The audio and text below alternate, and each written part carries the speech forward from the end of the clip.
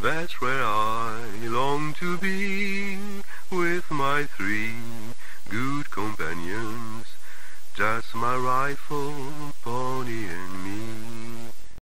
Microciné, bonjour ou bonsoir, ça dépend de l'heure à laquelle vous allez découvrir cette nouvelle émission. Je suis très content aujourd'hui parce qu'on va parler d'un cinéaste, un de mes cinéastes de chevet. En plus de cela, d'un film important pour moi, mais en même temps d'un autre film parce que l'actualité est très clémente avec nous. Alors, le cinéaste, c'est Nanni Moretti. Le film, c'est Journal intime. Pourquoi? Parce qu'il y a un livre édité en 2017 dans la collection Cinéfocale édité chez Le Bord de l'eau. Et c'est un ouvrage collectif. Alors, le sous-titre, c'était Voyage au pluriel en archipel, très important, on va en parler, et c'est un ouvrage collectif dirigé par Aurore Renaud, qui est là aujourd'hui donc pour nous en parler. Et puis aussi parce qu'il y a un film là tout nouveau de Nanni Moretti qui est sorti récemment, c'est Vers un avenir radieux, et ça, on va en parler aussi très certainement. Mais avant cela, question godardienne, comment allez-vous? Je vais très bien, je vous remercie. Alors, vous êtes maîtresse de conférence à l'Institut européen de cinéma et d'audiovisuel, l'Université de Lorraine. Et il y a un an de cela, en 2022, vous êtes l'autrice d'un livre sur le dernier, enfin un livre sur un livre sur un film de Louis Malle qui s'appelle Au revoir les enfants, édité chez Grémez, dans la collection de Carole Rouet que nous avons rencontré, qui était venue ici plusieurs fois. Pour nous parler de livres. Donc, merci à elle. Et aussi, bien évidemment, je remercie le Bord de l'eau pour l'aide apportée à la conception de cette émission. Alors, c'est très drôle parce qu'on va parler effectivement d'un film qui date de 93 et en même temps, il y a un nouveau qui est arrivé il y a quelques mois de cela. Rapidement, une première question, enfin, vraiment très simple. Est-ce qu'on peut avoir l'outrecuidance d'établir une connexion entre le journal intime et Vers un avenir radieux?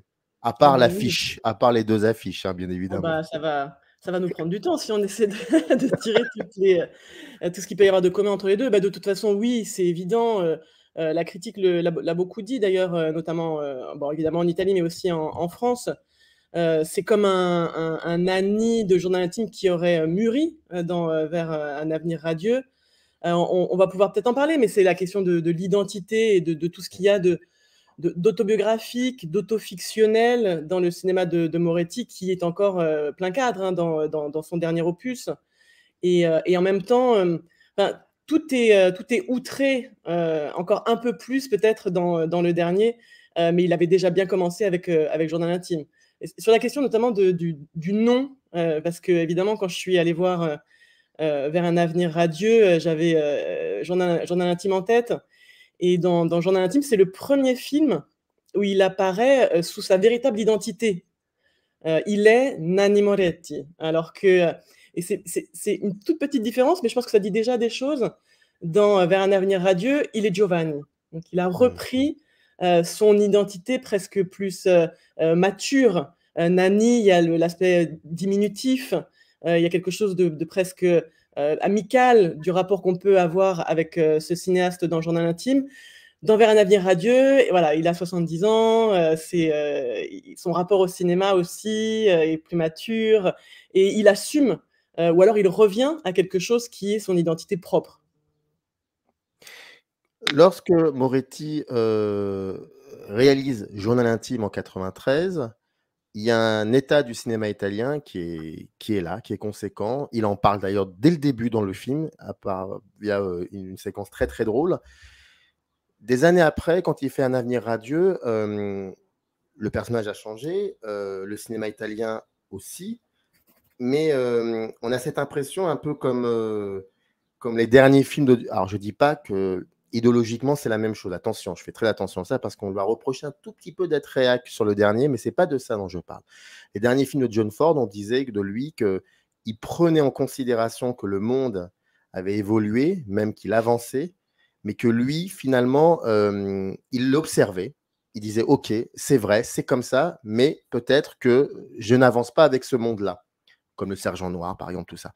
Est-ce que pour Vers un avenir radieux, on est un peu dans cette même état d'esprit concernant Moretti? Je pense que, je pense qu'il est toujours critique sur la situation. Il a toujours été un observateur, extrêmement aiguisé on en a déjà parlé aussi dans la presse en ce moment, la chute de la gauche, évidemment du Parti communiste italien. C'est central d'ailleurs Vers un avenir radieux et c'est super intéressant ce qu'il en dit parce que, ça commence d'ailleurs presque comme ça avec cette scène où ils lisent des dialogues du film qui sont en train de tourner dans la fiction, et il y a un acteur qui dit: «Mais il y avait pas de communistes, en Italie», et il y a quelque chose qui est évidemment extrêmement parodique. Et alors réac, on peut l'évoquer, mais c'est clairement, quelqu'un qui tout au long de sa carrière et jusqu'à aujourd'hui dans son dernier film, essaie d'être un peu lucide aussi sur cette évolution de la politique italienne. Quand on regarde dans Journal intime, et c'est là aussi que ça fait vraiment le pendant avec le dernier, il y avait déjà cette critique qu'il avait de l'arrivée de Berlusconi au pouvoir, au début des années 90, de cet homme qui avait vraiment fait un énorme empire médiatique, qui tout d'un coup, par une sorte de pirouette politique, arrivait à prendre aussi le pouvoir et devenir le président du Conseil de la République italienne. Et à travers, enfin, il le faisait pas de manière directe dans Journal intime, il le faisait un petit peu avec notamment le personnage de Gerardo, qui était cet intellectuel qui tout d'un coup, qui avait toujours remis de côté la télévision, et qui tout d'un coup était fasciné par ces programmes, et tout d'un coup vraiment tombait dans les filets de la télévision. Et je trouve qu'il le fait encore avec Vers un avenir radieux, dans sa critique qu'il a de Netflix. Et en même temps, quand on lit dans la presse, il dit: «Mais je suis abonné à Netflix». Donc c'est un peu ce que j'évoque dans le titre Voyage en archipel. C'est Moretti, c'est clairement quelqu'un qui fait partie d'une minorité. La gauche, de toute façon, en Italie, c'est une minorité, et qui en même temps n'arrive pas à s'exclure tout à fait de ce qui fait l'italianité. Et il y a énormément de contradictions dans l'italianité, dans la culture italienne, dans la politique italienne. Donc il y a quelque chose de critique, de désabusé, et en même temps, il en fait partie. Est-ce que ça fait partie aussi de cette envie, de ce désir très fort, un tout petit peu dans Journal intime et beaucoup plus dans April, à savoir de vouloir faire une comédie musicale, hein, sur ce pâtissier Ah bah trotskiste? ouais. Ah bah ouais. Non, mais c'est très beau ce qu'il y a sur la question de la musicalité, de son rapport à la musique et à la danse dans Mmh. ses films. Là aussi, il y a quelque chose qui devient de plus en plus important. Il le disait d'ailleurs je crois que c'était sur France Inter, il a donné une interview, non, sur France Musique, dans lequel il disait: «Je vais petit à petit vers la comédie musicale», et ça, c'est vraiment un fil qui est passionnant dans toute sa filmographie. Parce que si on revoit, dès les débuts, je crois que c'est dans Ecce Bombo à un moment donné, donc il est très jeune, ou dans Je suis une tasse, en tout cas dans un de ses premiers films, il doit aller dans une soirée, et au téléphone, il dit à son copain, «Non mais vous allez danser, parce que si vous dansez, moi j'y vais pas, je ne saurais pas faire corps, dans ce genre de scène-là», et progressivement, et d'ailleurs Journal intime va ouvrir vraiment la brèche. Déjà, il y a cette idée un peu farfelue de comédie musicale sur un pâtissier trotskiste dans l'Italie des années 50, mais il y a son propre rapport à la danse qui est en jeu. Alors, dans ses films, généralement, il est toujours un peu à côté, et dans Journal intime, il commence à s'ouvrir. Alors, faut aussi expliquer que Journal intime, c'est le film qu'il fait après qu'il ait été guéri d'un cancer. Donc, c'est vraiment un film qui est aussi voilà, tout commence à aller mieux. Il va vers une sérénité. C'est un film très, très, très solaire. Et dans ce film, il se risque à la danse. D'abord, il y a à un moment donné, il rencontre fortuitement, par hasard, Jennifer Beals. Jennifer Beals! Oui. Et il est fasciné, il lui dit: «Ah, Flashdance a changé ma vie, moi qui ne sais pas danser». Et puis il y a cette scène de sorte de dancing à ciel ouvert dans lequel il va commencer, alors il est un peu à côté des danseurs, mais progressivement il va commencer à faire quelques pas. Il y a aussi la très belle scène, très cinéphile, sur la cinéphilie irrigue toute la filmographie de Moretti, où il va danser dans un chant contre chant avec la télévision, avec qu'est-ce que je dis, Sivana Mangano dans Anna de la Tuada, et de l'autre côté, lui, dans un café qui regarde cette rediffusion, va initier aussi quelques pas de danse. Et dans le dernier, et là, il y a vraiment quelque chose qui complètement qui s'ouvre effectivement vers la danse, c'est que c'est lui qui initie le geste. Alors, que ce soit de chanter, là, il y a souvent des très belles chansons collectives dans les films de Moretti. Là, c'est dans la voiture d'abord, Mmh. et puis sous le set, sur le décor du film, quand il va commencer à tourner comme ça, et de manière très contagieuse, il va embarquer tout le monde. Et c'est très beau, c'est vraiment un mouvement qui... Alors là, j'arrive, faudrait que s'il fait une comédie musicale, il y aille maintenant. Ouais, c'est le final du film qui est assez incroyable. Mais j'ouvre une petite parenthèse. Quand April sort en 98, si je ne me trompe pas, en tout cas, il Oui, va à tout à fait. Cannes en 98. Le film se termine donc sur le tournage enfin tant attendu de ce fameux film. Enfin, en tout cas, c'est ce que le film nous dit, qu'il va y avoir donc un tournage sur cette comédie musicale, sur ce pâtissier trotskiste des années 50. Et on voit, donc il y a le chant, c'est-à-dire le film qui est en train de se faire, et le contre-champ, c'est-à-dire l'équipe de tournage qui danse. Et moi, je m'étais dit, non pas à l'époque, mais beaucoup plus tard, qu'il en avait terminé de cette manière de faire du film. Et d'ailleurs, qui fait l'effet d'un des textes aussi dans ce bouquin, c'est-à-dire cette fiction autobiographique et en même temps documentée, faussement documentée, enfin tout un truc comme ça, et qui donne le journal intime.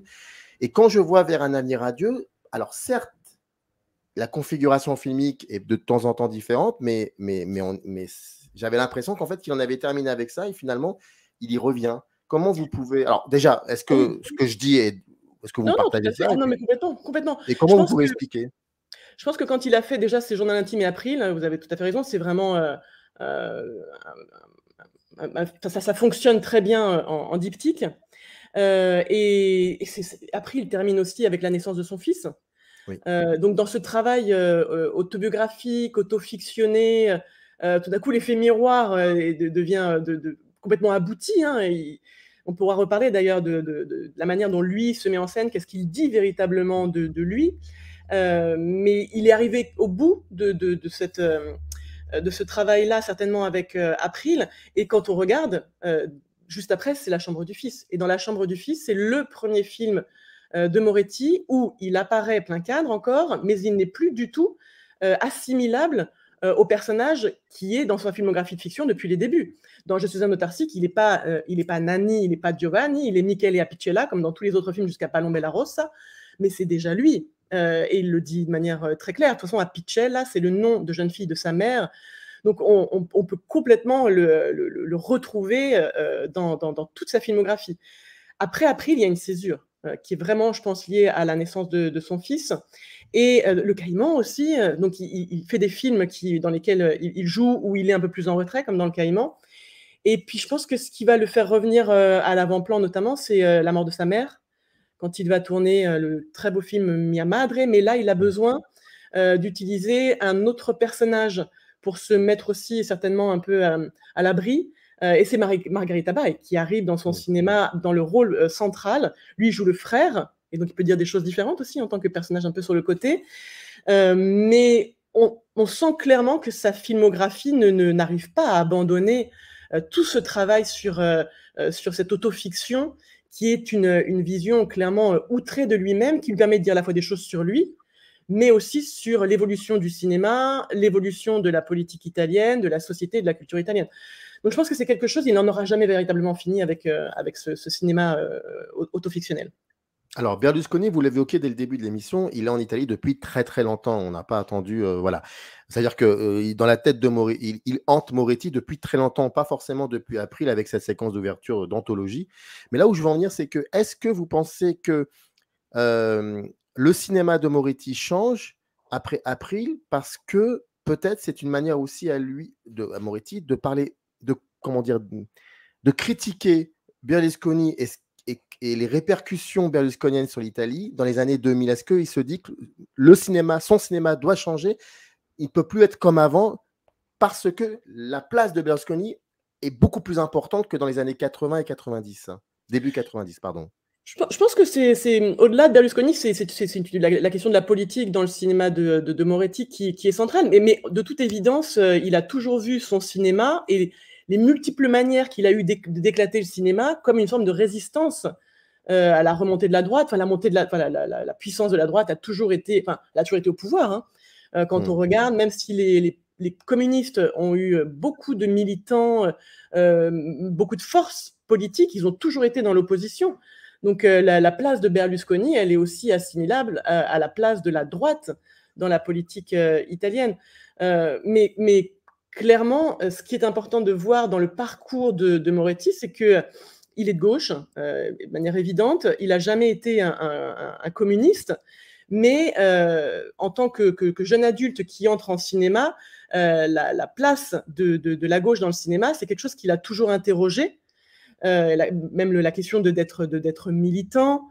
Il n'y a qu'à voir son magnifique documentaire qui n'est pas très connu en France, qui s'appelle La Cause, et qui s'intéresse en 89-90 au bouleversement. Qui est sorti au cinéma en France après April, je crois, si je me souviens bien.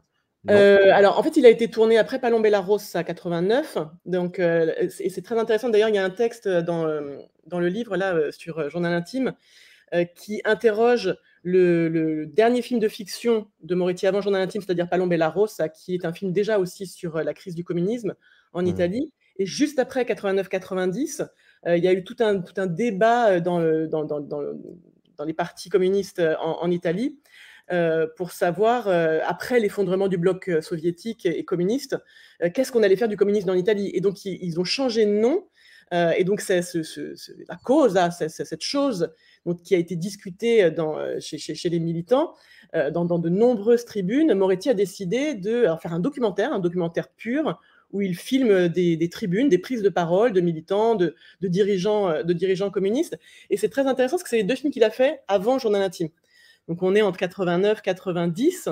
Donc, il se positionne, mais toujours dans une posture d'observateur. C'est ça qui est passionnant aussi dans la cause, c'est de voir qu'il fait un film à distance, mais où il est là, il est au centre. Il revient d'ailleurs dessus quand il fait aussi ce documentaire très beau, je crois que c'est Santiago Italia. Oui.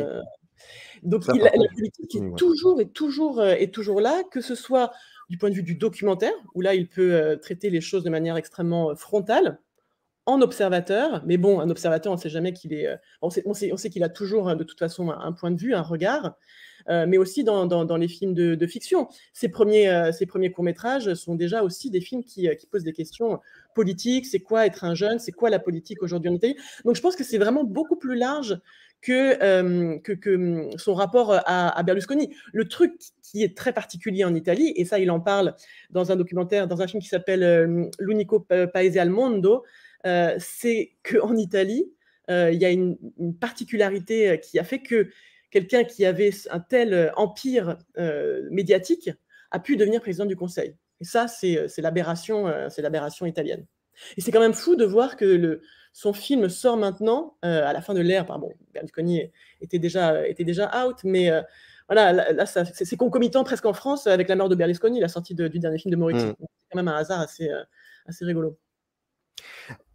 On ouvre une grosse parenthèse sur le livre maintenant, un livre qui date de 2017 et vous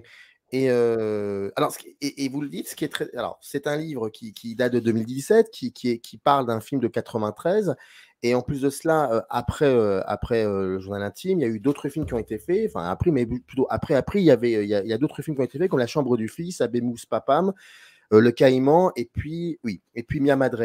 Ensuite, il y a eu Trépiani, mais bon, ça c'est plus tard. Alors, tout simplement, qu'est-ce qui a fait que vous ayez choisi de travailler, qu'il y ait un travail autour de ce film-là, donc un film qui date de 93? Est-ce que ça veut dire il y a des raisons. J'imagine que vous avez déjà répondu à la question, à mon avis, pendant l'émission, mais c'est pas grave, peu importe. Oui, non, mais il faut être honnête, hein, c'est du plaisir aussi de travailler sur les films. Et alors c'était Jacqueline Nakache qui dirigeait la collection avec Alain Klimberger qui m'avait donc sollicité parce que moi je suis spécialiste de cinéma italien, mais au départ de Rossellini. Et donc quand elle m'avait proposé de faire un film collectif sur un cinéaste italien, elle m'avait dit ça serait bien que ce soit pas un Rossellini parce que voilà, tu as déjà beaucoup travaillé dessus. Donc j'avais fait un très long cours en L3 à Paris 7 de 39 heures sur Moretti. Je t'avais écoute, si ça pouvait être un Moretti, ça serait parfait. Ah oui. Et donc, elle m'a dit, OK, lequel tu vois? Tout de suite, Journal intime. Et ça, c'est parce que c'est un film que j'adore. Vous disiez tout à l'heure que c'était un film important pour vous. C'est un film important pour moi aussi. Et voilà. Et l'idée il y avait aussi cette envie de convoquer des auteurs et des autrices qui étaient pour certains spécialistes du cinéma italien, pour d'autres pas forcément. Mais voilà, quand on a la possibilité de choisir une dizaine d'auteurs, j'ai fait un petit peu le tour. Alors évidemment, il y a Jean Gilly, qui est le plus grand spécialiste du cinéma italien en France, qui connaît très bien d'ailleurs Moretti en personne, qui écrit le premier texte. Mais sinon, j'ai quand même fait appel à des collègues, des amis, et du coup, ça donne sur ces 10 contributeurs, contributrices, ça donnait en 2017 un aperçu des gens qui travaillaient sur ces questions-là, sur le cinéma italien, sur le cinéma de Moretti, et à chaque fois avec une thématique précise. Et donc là, je l'ai relu le livre parce qu'effectivement, 2017, c'était il y a quelques années quand même, donc je l'ai relu pour préparer l'émission. Et j'étais très heureuse de voir que chaque entrée du film proposait à chaque fois une relecture de quasiment toute la filmographie de Moretti avant Journal intime, voire même un petit peu après, et que c'était des éclairages extrêmement complémentaires et riches. Alors, Journal intime, on pourrait penser que c'est un film simple, mais c'est un film d'une richesse. Il se déplie, c'est fou. Et puis tout ce qui se dit dans ce film, c'est assez impressionnant. Je veux dire, il y a quand même un moment où d'un seul coup, on ne s'y attend pas. Il se pose la question de savoir pourquoi il n'a jamais été, pourquoi il n'est jamais allé dans ce lieu où Pasolini est mort. Comme vous, en plus de l'introduction que vous avez rédigée, ce qui est tout à fait logique, c'est vous qui dirigez cet ouvrage collectif, il y a aussi un texte que vous avez écrit qui s'appelle Millefeuille cinéphilique. Bon, c'est un aspect important chez Moretti. Mais ça va vous faire rire la question parce que je vais vous expliquer pourquoi. Alors, vous avez parlé de Jacqueline Nakache, que je salue, qui a été ma prof de cinéma à Nanterre. D'ailleurs, c'était la seule que j'écoutais, donc ce qui pour dire qu'elle est très importante, cette prof, donc je la salue. Mais je me souviens qu'à cette époque-là, donc en 97-98, bon nombre de gens comme moi, enfin, on essayait de faire des petits films, des courts-métrages où on parlait de cinéma, des hommages au cinéma. Et Moretti a une je sais pas comment l'expliquer, mais il a une capacité, effectivement, à être ce que disait Godard, c'est-à-dire que quand on est cinéaste, on continue d'être critique de cinéma. Et il y a de ça chez Moretti. Et la séquence que vous avez évoquée, qui est incroyable, cette séquence où il revoit par le prisme en plus de la télé, ce qui est, je trouve, c'est un petit pied de nez, je trouve ça très drôle, qu'il revoit ce film avec Silvana Mangano et qui commence à mimer les gestes comme si c'était la première fois. Ma question est très très simple, en rapport avec le texte que vous avez écrit. Comment fait Moretti pour avoir ce truc qui n'est absolument pas redondant, qui est universel, c'est-à-dire que même celui qui n'est pas du tout cinéphile peut avoir une émotion. Comment il fait pour utiliser le cinéma afin de regarder le monde? Le cinéma de ses confrères ou même des gens qui n'aiment pas, les détracteurs, comme dans Journal intime, quand il parle du film sur Henri, portrait d'un... Oui, c'est ça, dans Henri. Et comment il fait? Alors, comment il fait? Je ne sais pas si j'aurais la formule magique pour le... Selon vous, comment il fait selon vous? Mais ce qui est très drôle dans le rapport à la cinéphilie de Moretti, et ce qui fait que elle parle à tout le monde, c'est qu'il est plein d'amour et de désamour. Et puis c'est des choses qui prend littéralement à bras le corps. Enfin là, on évoquait la séquence où il danse quasiment avec Silvana Mangano, mais il y en a mais pléthore. Alors évidemment, il y a Henry, Portrait of a Serial Killer, qui déteste, et d'ailleurs qui fait écho à une autre scène du dernier film, là, vers un avenir radieux, où tout d'un coup il assiste au tournage d'un film que sa femme produit, et c'est un film hyper violent. Et puis il y a cette dernière scène qui est une mise à mort, qui est un plan extrêmement rapide, qui doit durer 3 secondes. Et au moment du clap, il est là, non, je ne peux pas vous laisser faire ça, mais pourquoi est-ce que vous êtes tellement fasciné par la violence? Et tout d'un coup, il appelle Renzo Piano, il essaie d'appeler Scorsese, il raconte longuement et de manière assez magnifique, d'ailleurs, la séquence chez Kieslowski dans Tu ne tueras point, de qu'est-ce que c'est véritablement une mise à mort, ça ne dure pas 3 secondes. Dans Tu ne tueras point, on sent véritablement la pénibilité, enfin, c'est du Dostoïevski. Je pense qu'il y a véritablement ce qui fonctionne si bien, c'est que déjà, il connaît parfaitement le cinéma italien, il se plonge lui aussi, et il se plonge même il plonge son corps aussi dans le cinéma italien. C'est ce que j'analysais aussi dans mon texte sur la cinéphilie dans Journal intime, et ce qui m'avait touché particulièrement, c'est qu'il a besoin de faire le trajet physiquement, d'aller à Ostie, sur cette plage où Pasolini a été assassiné. C'est pas cut et on est devant le monument, c'est lui sur sa Vespa, et en plus le plan il n'aurait pas cette force si dans les 15 premières minutes on n'avait pas déjà été avec Moretti sur sa Vespa, en été à Rome, dans les rues vides de la capitale.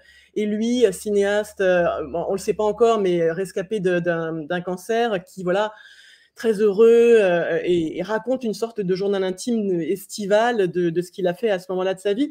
Et voilà, donc on a 15 minutes d'élégiaque comme ça, extrêmement drôle, et puis tout d'un coup, avec les mêmes attributs, lui, ce presque personnage burlesque avec ce casque blanc qu'il a sur la tête, qui tend et détend l'élastique, et donc avec cette Vespa qui s'éloigne du fond du plan, et puis tout d'un coup on se rapproche. C'est sublime, c'est sublime. Le plan dure et il a besoin de durer pour en éprouver toute la profondeur et toute la mélancolie. Donc ça, il arrive à nous, alors sans nous montrer une image de film de Pasolini. On voit quelques articles de presse dans le film, mais il arrive à nous faire ressentir toute l'émotion, toute la profondeur du cinéma de Pasolini à travers juste ce trajet de son corps vers la plage. Et c'est la même chose qu'il fait quand il va sur l'île de Stromboli. Il immerge, il plonge son corps dans un territoire hautement cinéphilique qui est le film de Rossellini. Même au-delà, on peut évoquer l'Aventura qui a été tourné sur l'archipel éolien. C'est pas j'aime pas, alors qu'il adore faire des listes de tout, d'ailleurs, que ce soit en politique, que ce soit les quartiers de Rome, ou encore dans le dernier film, là, je trouve ça très beau, qu'il évoque différentes piscines de Rome dans la séquence où il se baigne. Donc il y a toujours une forme d'inventaire. On fait toujours un inventaire à la Prévert chez Moretti de j'aime pas, mais c'est pas juste pour le plaisir de faire des listes. Il en fait quelque chose et qui physiquement, de toute façon, c'est lui qui est au centre de la caméra. Alors de dos d'ailleurs, beaucoup dans le journal intime, puisqu'on le suit en Vespa, ou de face, d'où c'est très beau d'ailleurs, regard caméra. Le dernier plan de journal intime est un regard caméra. Enfin, quand il boit ce verre d'eau avec les yeux fermés, puis tout d'un coup il les ouvre avec ce sourire un peu énigmatique qui nous toise. Et je repensais à ce plan parce que je trouve qu'il fonctionnait aussi très bien avec ce plan qu'il y a dans le dernier, vers un avenir radieux, lorsque on lui pose toujours la question, mais pourquoi faire de ce suicide de ton personnage? Et puis il éprouve lui-même, quand il passe la corde de son personnage qui va se pendre à travers son propre cou. Puis là, il a un regard caméra qui évoque un peu celui de journal intime. Et c'est à ce moment-là, en retirant la corde, qu'il décide de ne plus tuer son personnage. Ça renvoie aussi à l'idée de son corps, de mettre son corps au centre de la représentation. Ça renvoie à des peurs, je pense, infantiles, des peurs profondes, la peur de la mort dans son cinéma. Et là, on le voit bien dans le dernier film. En plus, il avance en âge, que cette question de la mort est à la fois, il l'évite, mais elle est aussi centrale. Enfin, Mia Madre, c'était central sur la mort de la mère. Là, il avait réussi à mettre la mort au centre, mais parce qu'elle ne le touchait pas directement. L'idée de la disparition de son personnage est constamment présente, même s'il n'arrive pas, évidemment, à l'affronter. Est-ce que c'est pas anodin le fait qu'il y a toujours, oui, ce rapport à la disparition, à la mort, il y a dans Mia Madre d'ailleurs, et dans celui-ci, mais qui est toujours, que ça soit toujours intégré dans un lieu de tournage de cinéma? Ah bah oui, oui, oui, complètement. Oui, oui. Oui, je pense que de toute façon, chez Moretti, le cinéma est partout, il prend toutes les formes. Il a besoin alors de l'éprouver dans son corps, de l'éprouver aussi comme expérience collective. Et ça prend aussi de plus en plus de place, et je trouvais ça aussi très beau dans le dernier film de voir que, et là aussi, je pense que c'est aussi bien du Moretti qu'une version un peu exagérée de Moretti, mais on y voit des choses qui sont vraies, c'est-à-dire que c'est clairement un peu plus fidèle, le cinéma de Moretti. Et là, on le voit bien sur le set, sur le tournage. Même quand il a plus d'argent, on voit qu'il y a des gens qui viennent lui dire: ah, Nanni, on doit partir. Non, Giovanni, il l'appelle jamais Giovanni, il l'appelle Giovanni. On doit partir, on a un contrat pour faire une grosse. Mais sinon, tout le monde autour fait vraiment corps autour de lui, son assistante. Voilà, c'est comme un rituel de faire du cinéma, et ils le font collectivement, et d'où d'ailleurs ce très beau défilé à la fin. Alors, je ne sais pas si c'est évident pour le public français, mais bon, on s'en doute, mais on voit défiler tous les gens qui travaillent avec lui, donc ses collaborateurs, et c'est une déclaration d'amour aussi bien au cinéma qu'à ceux qui participe de son système, clairement un système Moretti. Et puis ces acteurs de ce film-là, les acteurs précédents, on en reconnaît des connus, Alba Rohrwacher notamment, mais voilà, c'est vraiment une déclaration d'amour au cinéma. Et de toute façon, ce que dit le dernier film, c'est que le cinéma peut tout. Mais on n'a pas évoqué, et c'est aussi important dans cette idée que le cinéma est au centre de son œuvre, c'est qu'il est lui-même exploitant de salles. Il a racheté un cinéma à Rome au début des années 90. Il produit ses propres films depuis 86. Il a dirigé un festival. Il est producteur de lui, mais des autres. Il ne sait pas comment. On ne sait pas qu'est-ce qui du cinéma il ne sait pas faire, quoi. C'est vraiment de prendre le cinéma à bras le corps dans toutes ses possibilités. D'ailleurs, je pense que vous allez m'aider. Il y a ce très beau court-métrage, ce fameux court-métrage dans les années 90 où il va passer le film de Kiarostami dans sa salle de cinéma. Le jour de la première de Close-Up. Ah, magnifique. Alors voilà, celui ou celle qui ne l'a pas vu, c'est arrêtez tout, allez le voir et puis revenez parce que c'est juste magnifique. Et c'est très beau d'ailleurs parce que ce film, dans son cinéma à lui, il n'a jamais rendu hommage à Kiarostami, qui est un cinéaste, c'est comme Ken Loach, c'est des cinéastes qu'il adore, mais qu'il n'a pas nommément utilisé dans ses films de fiction. Et là, il y a ce plaisir dans le jour de la première de Close-Up de montrer Moretti, et toujours dans ce personnage un peu exagéré, un peu fantaisiste, qui harcèle celle qui est à la caisse pour demander combien le film a fait d'entrées, parce qu'il veut désespérément que Kiarostami fasse des entrées dans son cinéma. Alors, deux questions avant de vous laisser tranquille, hein, mais je rappelle quand même l'ouvrage collectif, c'est Journal intime, Voyage au pluriel en archipel, c'est édité chez le bord de l'eau, et on parle aussi du dernier film de Nanni Moretti, Vers un ami radieux. Si, une question. Là, comment est-ce que la position de Nanni Moretti a changé quand il fait dans le cinéma italien, quand il fait Journal intime, et aujourd'hui avec Vers un ami radieux? Ah oui. Bah, ce qu'il faut voir, et pareil, c'est des choses qui sont bien connues en Italie, peut-être pas, enfin moins en France, c'est que Moretti, quand il arrive dans le cinéma, c'est la période la plus sombre de l'histoire du cinéma italien. Donc quand il commence dans la fin des années 70, on parle déjà de la mort de la comédie italienne. Enfin, c'est vraiment un très gros sujet en Italie. Il est l'un de ceux qui est les mieux repérés, en France en tout cas, progressivement, et il est considéré un peu comme le sauveur du cinéma italien. Alors, il faut dire que la production, elle n'a jamais été complètement en berne, mais elle a beaucoup moins fonctionné à l'international dans les années 80 et 90. Clairement, les films de Moretti, eux, fonctionnent bien en festival. Mais Journal intime va marquer un véritable tournant.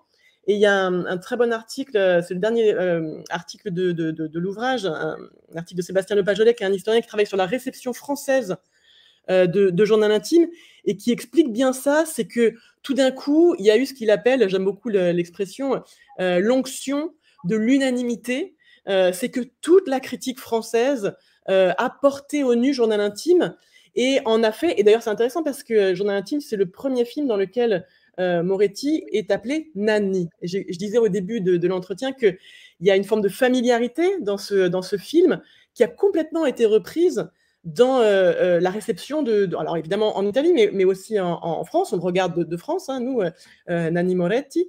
Et là, à partir de là, il est considéré un peu comme un ami, aussi bien par la critique. Et on va voir un film de Moretti. Enfin, moi, clairement, quand je suis allée voir le film, j'ai pas dit je veux voir Vers un ami radieux, j'ai dit je veux voir le dernier Moretti. Mais ce qui change avec le film aujourd'hui, c'est qu'il n'est plus tout seul.